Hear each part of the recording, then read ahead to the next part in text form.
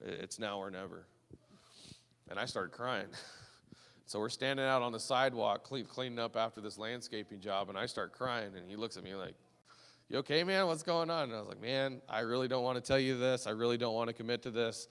But I know 100% in my heart God wants me to step up and run your business for you while you and your wife adopt these kids. And he just started bawling, crying. And gave each other a big hug, and I said, I'll commit to you today, and I'll stay with you. I'll run your business. I'll do everything you want me to do to run your business while you go through this adoption process. In my mind, I was thinking, 6 months, it'll go pretty quick. Ended up being a year and a half. Year and a half, making minimum wage, mowing grass, trimming palm trees, sweating out all my sins. I sweated them all out, let me tell you. A lot of sweat, some hot summer days. But God used that to humble me. He took money out of my heart. He took pride out of my heart. He took my identity being in as a charter fishing captain, or in what I'm doing as for my work and my job, that's my identity. And he showed me my true identity as his son. And that is the most important lesson I learned, is who I was because of him, because of what Jesus did on the cross for my sins, and that I was a son of the King of the universe, and that was good enough. If I didn't do anything else, that's good enough. That for me was just so revolutionary. I was accepted. I was on the in crowd finally. I wasn't the black sheep that everybody had told me I was. God's not mad at me. He hates my sin, yes, but he's not mad at me because his son paid for my sins. And he paid in full so that I didn't have to pay in full. And learning my identity and who I was created to be has helped me greatly, through being a missionary now. But Billy, going through his adoption process, ended up taking 2 trips to Nicaragua, and he invited me to go down with him kind of as a thank you for running his business for while he was going through that whole process. And I went, and the whole time I was asking God, okay, what's next, God, so we can finish up this landscaping gig and move on, let's get this over with. So what do you want me to do? And on those 2 trips to Nicaragua, God just spoke to me and made it abundantly clear. And I have certain encounters still with what I believe is the Holy Spirit that comes and visits me and ministers to me. And I know it's him, and I know it's the same thing because I have the same reaction every time. I cry like a baby. And it's the only time I cry like a baby. And it's the same thing where I have snot and mucus coming out of my nose, and I'm just overwhelmed by his presence. And it was in one of those moments where I was in a chicken slaughterhouse where I was living as a volunteer for 4 months, working with kids that live in the trash dump community and live and eat food out of the trash dump, and was bringing them to this ministry and feeding them and educating them. And God just told me, I want you to come here to Nicaragua, and I want you to come help poor people. Period. Pretty simple. But it was very, very clear. It was very overwhelming. And the same thing, I was like, are you sure? Me? You want me to do that? I don't think so. I think you're mistaken. I think you got the wrong guy. I think there's way more qualified people than me. I wouldn't have a clue what to do down here. I don't even speak Spanish. I was just there on a volunteer trip, and then my plan was to move back to Colorado and start a dirt works company with my older brother who lives out in Colorado. But God just confirmed to me over and over and over through a lot of different ways, and I don't have time to go into everything today, that he wanted me to go to Nicaragua and start Deeply Rooted Grounds. He led me to a lawyer who completely started the nonprofit free of charge. I didn't have any money to my name. I didn't have anything in savings. I didn't know what the process was. I mean, most nonprofits, it costs several $1,000s to get up and running, and this lawyer did everything for free, and he did everything for the nonprofit free for the first 5 years, maintaining its legal status and everything, and never charged me a dime. I paid a $146 fee to the state of Colorado, and that was the only thing he couldn't legally pay, and that's the only thing I had to pay. And so I founded Deeply Rooted Grounds in February 2016, and based it on a verse in Ephesians 3:17. It's Paul's prayer to the church at Ephesus. And he talks about his suffering and being imprisoned and all these things that Paul's going through and suffering for the gospel. But he tells them in verse 17, I'm doing all this. I'm writing you. I'm telling you these things. I'm going through all this so that you will be rooted and grounded in the love of Christ. And that's what I founded Deeply Rooted Grounds on in February 2016. And it was ridiculous, man. I met with pastors, and I was trying to get missionary support. And with my background, it's kind of like, well, I don't know. Why don't you go down there for a couple years and then report back to me, and we'll see how things are going. And I didn't have any donors. I had nobody wanted to donate to me, not even my family. My family didn't believe in me. They're like, oh, now he's swung way back in this other direction. Like, what in the world? Let's wait and see. But my mom believed, because I really believe she was the only one left praying for me. And I really believe she was the only one who held out hope, who never gave up, who always brought me to Jesus and just said, please, it's my son. And she was my only donor for 1 year, an entire year, $600 a month. And in March 2016, she committed that. And in April, God told me, go to Nicaragua. Time to get started. And I moved there with 2 backpacks and a duffel bag and $600 a month, and had met my now wife. I met when I was there as a volunteer for 5 months, and moved down there, and we got married, and God just told me the first year just to focus on my marriage, which is interesting because in Jewish culture, that's what they did. The men stayed at home for the first year, and that's all they did was were with their wives and starting their families. And that was my first year of ministry, was my mom giving me $600 a month and hanging out with my wife and trying to learn Spanish and learn about the culture down in Nicaragua, which I'm still learning that, and I'm still working on my Spanish. It's pretty good, but it's not the best. Still sounds like a gringo talking. But I went down there just following Jesus, just step by step. And I've always gone back to Proverbs 3, 5, and 6. Trust in the Lord with all your heart. Lean not to your own understanding. Man, if I depended on my ways and my thoughts and what I can see physically before me, I never would have ended up there. I never would be doing what I'm doing today. And trusting in Him with your whole heart, and not depending on yourself. And He's going to guide you. He's going to give you the path to take. He's going to show you that next step. And a lot of times that's all it is the next step, and just taking a step by step by step by step. And so we got married, and my wife grew up very, very, very poor in one of the worst neighborhoods in Hinatega, which is where we live now. Dirt floors. A lot of you guys, raise your hand if you're on the missions trip last year. There's a lot of. I think most everybody's here. You come see me about it every other year. But I appreciate Joe bringing you guys down, and you guys that saw the Dream Center and what it's like, those living conditions there. That's where my wife grew up. No running water, dirt floors, tin or plastic walls, roofs that leak every time it rains, and we live in the middle of coffee country, so it rains all the time. And so we would go visit her mom, to see her mom, because she grew up with her mom and missed her mom, so we'd go hang out a couple nights a week, and I'd see these kids coming by begging for food. And I was like, well, I'm not a smart guy, but I don't think this is the place I would come to begging for food. It seems like your mom doesn't have much of anything. Well, when she worked with her mom in the market and they had a little bit of extra leftover food, they would feed any other kids with the leftover food they had each day, just depended on how their sales were each day in the market. And we're talking making $2 or $3 a day was a good day. $5 a day, that was an awesome day. And having a scoop full of rice and a scoop full of beans and a tortilla, that's a meal. And to get that once a day was a luxury. If you got a piece of chicken that big on your birthday, you had a good birthday. As poor as you can imagine in your mind, that's how my wife grew up. She's tougher than nails. She's tougher than I am. She can beat me up pretty good. She's an angel. She's sent from God, for sure.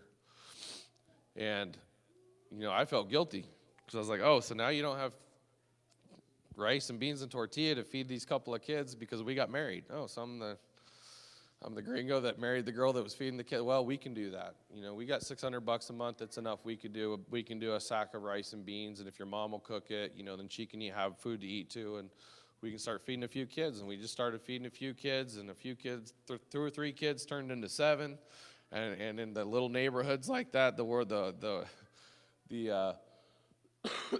word gets out pretty quick. You know, they communicate pretty well and coordinate to know where there's food and when. And so then we had this group of kids. We had about 15 kids that were coming every day of the week and just coming to get a tortilla with a scoop of rice and a scoop of beans. And so we decided, hey, let's start doing Sunday morning Bible school class with them and just doing simple stories about King David and, you know, just real simple stuff and just teaching them about Jesus and the love of Jesus. And we started doing that. My wife had to do it because my Spanish was still terrible. It's still pretty bad. But she would teach the Bible school Sunday morning. They would sit outside on the rock, and it's all volcanic rock down there. There's 5 active volcanoes in the country. And she would teach them about Jesus and teach them about King David and teaching them about creation and teach them about the life of Jesus and the disciples and all these. And it just continued to grow. And you know, I created a Facebook page for Deeply Rooted Grounds and started using social media just to share what we were doing. And there was this little shack next to her mom's house that went up for sale, and I was like, hey, why don't we try to buy that and actually start an official feeding program and start to work in the community and really do something more official, and put a post on Facebook, and some lady from Florida I had never even met sent me the money the very next day to buy it from her severance check because she got fired. She got let go from her job and got a severance check. And she saw the post and she's like, no, God spoke to me and told me to send you this money. And I was like, that's pretty crazy. I don't even know you. I don't know who you are. And she's like, it's okay. We'll meet someday. I'm sure God wants you to have this money. And to this day, she's still a donor and a supporter. Very, very sweet lady. And that's what now is the Dream Center. And now at the Dream Center, we serve, on average, 300 to 350 kids a day. And it's all kids that live on the side of a mountain, that live in the worst conditions you can imagine. The malnutrition rate is about 30 to 40% between all the kids. And it's just one community that we're working in now. Now we have a little over 40 communities that we're working with all throughout northern Nicaragua. We have feeding programs for them. They're all done through the local church. So there's a pastor in charge of each feeding program. And we're trying to give the pastor the tools to reach out into the community to show them the love of Jesus. And it's great because the pastors come into us and we can do conferences and we can do trainings and work with them and disciple them as well. The Dream Center is our flagship program, and it's an amazing place to come see. It'll change your life. It'll change the way you see everything that you have. You bring your teenagers down. I know a bunch of the teenagers came to this last year, and I know it was very eye-opening for a lot of you. And it's eye-opening for me still. There's still things I see and things that go on, and the realities of life down there, and the difficulties that a lot of people face. But that's what God sent me to do, and He simply sent me to help poor people. And it's working out pretty good. It's amazing. I mean, we're feeding nearly 9,000 kids on a monthly basis. We also now have another project which is growing rapidly, called the Miracle House, and it's a project that's much more personal to me and my wife. Our son Isaac has just turned 6 years old, born on February 14th. And he had a traumatic birth. Medicine, healthcare there in Nicaragua, especially in the north, is, as you can imagine, it's the third world and isn't very good. But he had to be born emergently, and through the C-section, he contracted sepsis in his blood, which is a pretty bad blood infection. And on the 5th day, the doctors literally told me to come back the next day with a box to take my son home. And I went home, and I went in the back of my house, and I hadn't cried at that point. I had to be a pillar for my wife, had to be the tough guy, be the strong guy like us men have to do sometimes. And that was my kind of my breaking point. And I went in the back of my house and I just fell down on the floor and I cried and I told God, I said, the Bible says they're a gift. And if he was a gift for 5 days, then I'll accept that. And if you want him in heaven with you, I'll still be here. I'll still love you. I'll still do what you've called me to do. And if not, and you give him to me, I'll raise him to be a warrior for your kingdom. And went and bought a box. And we went back to the hospital in the morning, and I had the box in my truck with me, fully expecting to take him home and bury him that day. And with my medical experience from when I worked in the operating room, when we walked in the NICU unit, I looked over, and they had turned the ventilator down. They had turned the medicines down.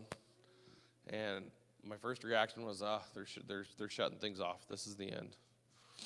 And but then I looked up at the monitor, and his oxygen saturation rate was 100%. And I looked, and his heart rate was better, and his blood pressure was better. And I realized, no, they're turning that down because he's doing better. And the neonatologist doctor, she came out, and she said, we're all stunned. We don't know. This is God. And it was really an amazing thing down there because first and foremost, when the doctors came to us and would talk to us, they said, God's bigger than all of this, and he can do a miracle if he wants to. And when she came out, she was like, we haven't done anything different. We haven't given more medicines because we can't. We haven't done anything different, but he's getting better. He's starting to breathe on his own. His heart rate's up, his blood pressure and all that. And about 4 hours later, we were able to extubate him, which is taking the breathing tube out. Then we finally got transferred to Managua to a good NICU unit, and we're there for 28 days before we took him home. But he came home with us, and that was, walking out of the hospital with him in my arms. I've not cried in public very many times in my life, but I was crying the whole way walking with him in my arms to my car to take him home. And but at 4 months, we noticed he had some abnormalities and had some little things about him that weren't quite right. And so we took him to a neurologist, and he was diagnosed with cerebral palsy. So he had quite a bit of damage to his brain from his time on the ventilator and a lack of oxygen and those sorts of things.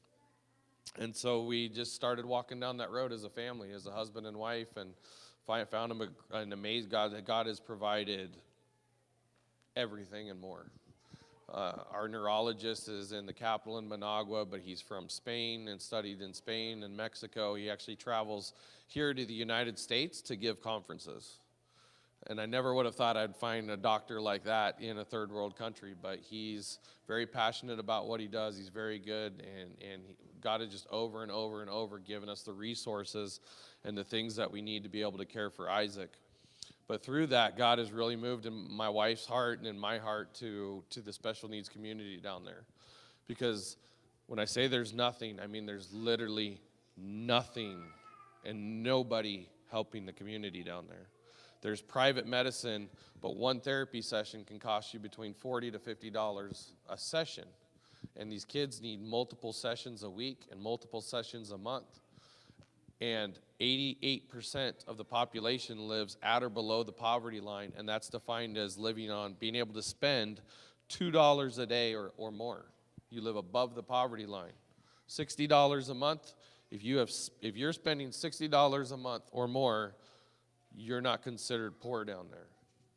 $60 a month. So what are these families doing that have these kids with disabilities, that have these kids with cerebral palsy, that have kids with, these physical problems?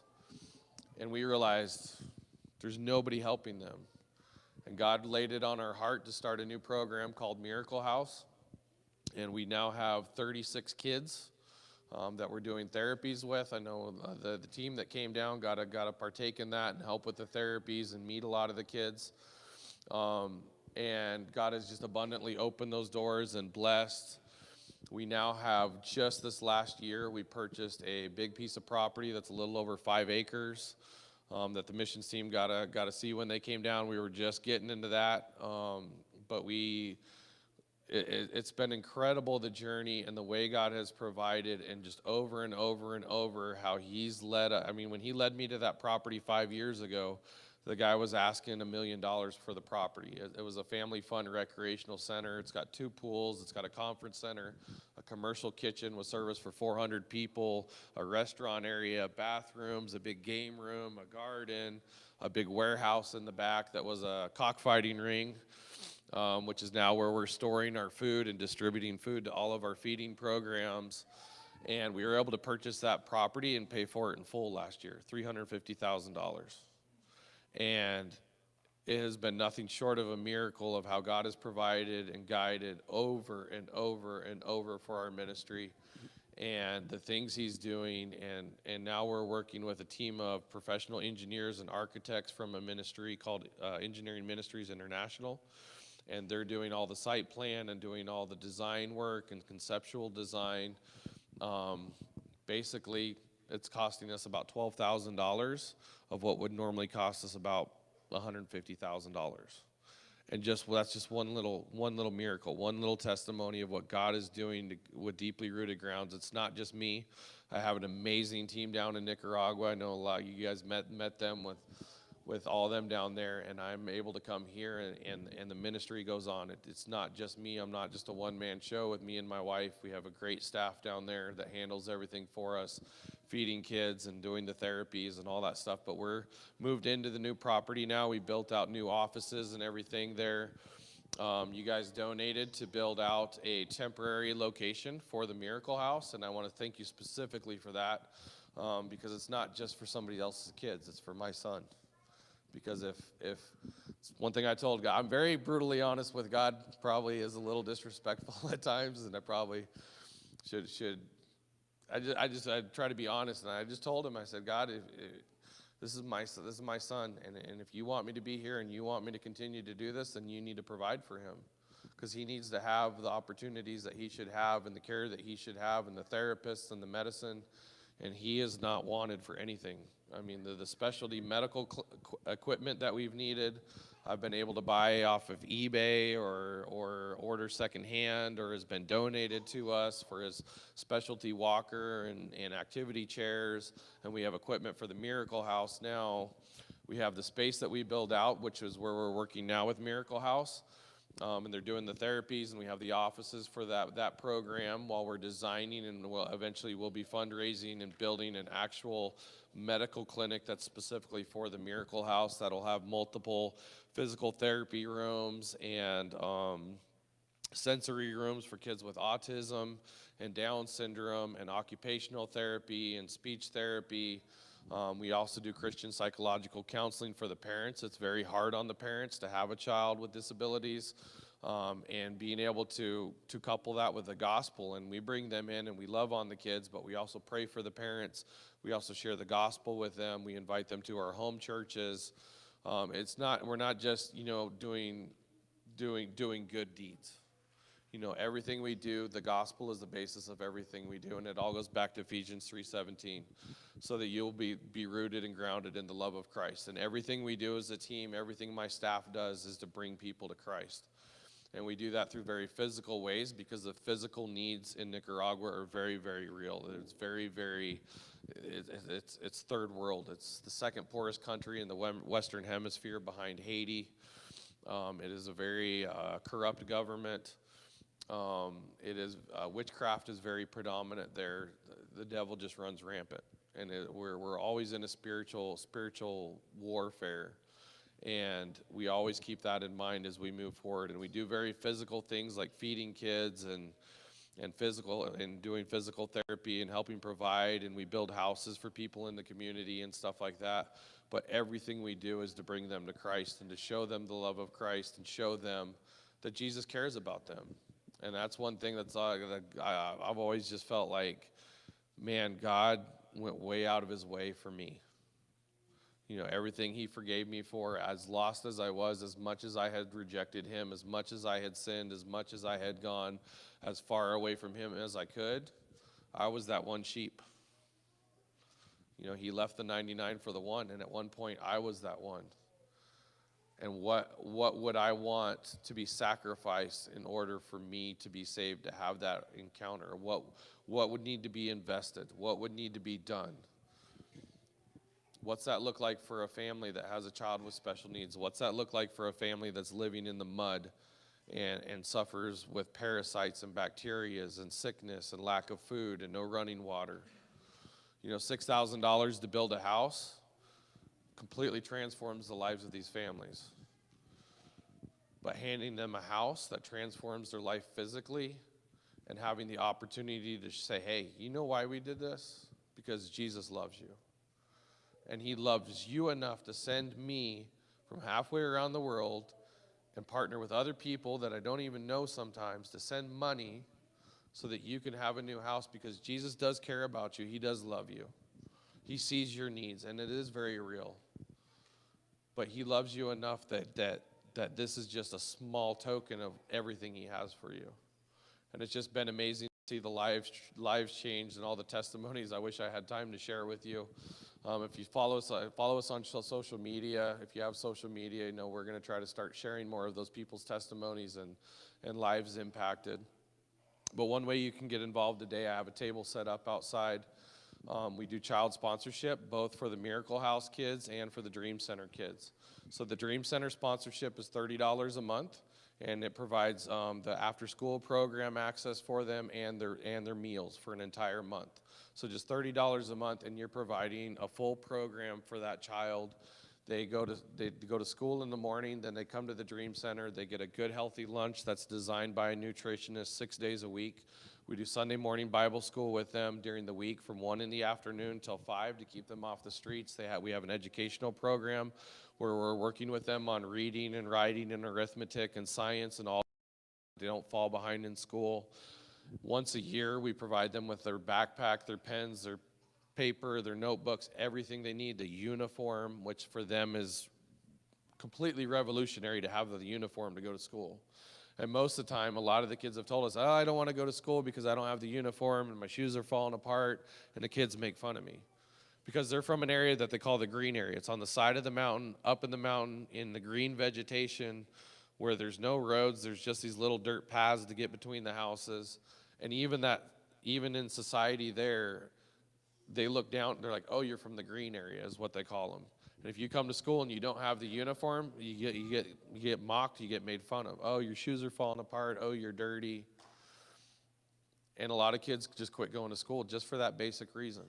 And so for $30 a month, you can provide all their school supplies for an entire year, access to the after-school program that we have, which keeps them off the street, brings them in. We also have a pregnant mothers club, so some of the kids that are babies are younger than school age. So if a mother's pregnant, we have a group of pregnant mothers where we educate them. We help provide prenatal vitamins and counseling so they understand what's going on while they're pregnant and what birth is going to be like, the importance of breastfeeding, all those sorts of things. And then through that, we do Bible studies with the mothers on a weekly basis. And that's the opportunity you have for the kids in the Dream Center. For the Miracle House kids, it's $50 a month. And that guarantees their access to the program to receive the physical therapy that they need. We have 2 physical therapists, we have a speech therapist, and we have a Christian psychological counselor that's also a physical therapist, occupational therapist. I have several professionals here in the United States, a girl from North Carolina that's a professor at UNC Chapel Hill that's going to start bringing doctors down to do trainings with our staff and to train other therapists and to continue to better the treatment that is available for those kids in Nicaragua. But you have an opportunity to select a child and take a brochure with you. Please don't take a child if you're not going to sponsor them. You only take a child if you're going to commit to doing it, and you can go online and sign up. When you sign up, please be sure to include the child's name in the comments section. If you forget, it's okay. William, who is on our staff, speaks pretty good English, about as good as my Spanish is. But he can reach out to you, and he'll actually be the one reaching out to you to keep you updated on your child. You'll get multiple updates throughout the year on how your child's doing. You'll get pictures of them in therapy or pictures of them in the school class or eating, and you'll get updates on how they're doing, what their home situation is like, and how they're progressing, all those sorts of things. And William's our child sponsorship person, and he's a local there in Nicaragua.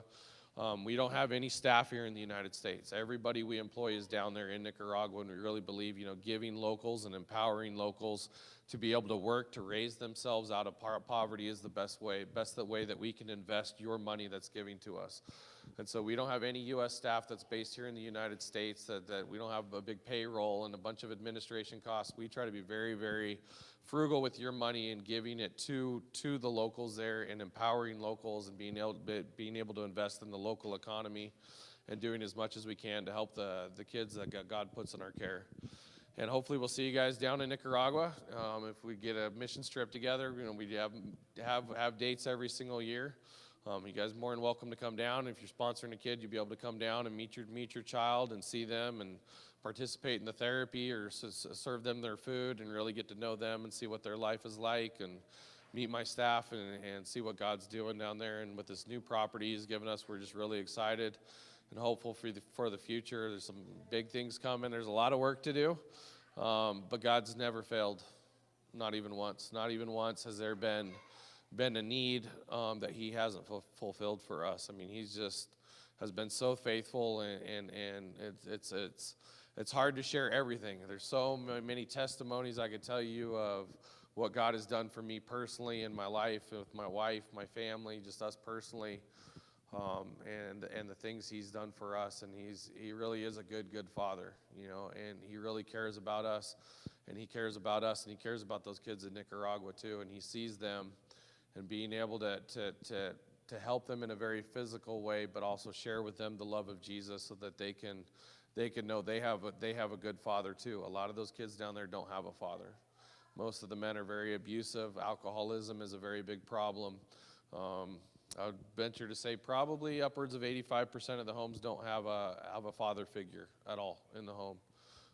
Most of the time it's the woman raising multiple kids on her own, and there's not the opportunity down there like we have here. There's not, there's no classified ads for jobs and different things you can do. It's pretty rough. It's a rough country, and it's really hard for a lot of them. And a lot of them, there's a lot of that have left and migrated here to the United States and are looking for that opportunity. And we're there trying to do what we can on that end to help them and to provide for them, but more than anything to show them the love of Jesus. And so if you just stop by the table and see the kids, if you're interested in sponsoring the kids, I'll be out there. If you have any questions, I'd be happy to answer any questions you have. And I appreciate your time this morning and for listening to me. And I know what God's done for me. And if you just follow Him, and like Matthew 6:33, seek ye first the kingdom of God and His righteousness, and all these things will be added unto you. And God's got a big plan for every single one of us. And if we'll just get out of our own way and let Him lead and follow step by step, and let the Holy Spirit guide us into what we're doing here on this earth and what He's got us here for. I'm a walking testimony of the goodness of God. I mean, just the things He's done for me, I can't stop praising Him for it. But thank you for your time and allowing me to share this morning. I really appreciate it.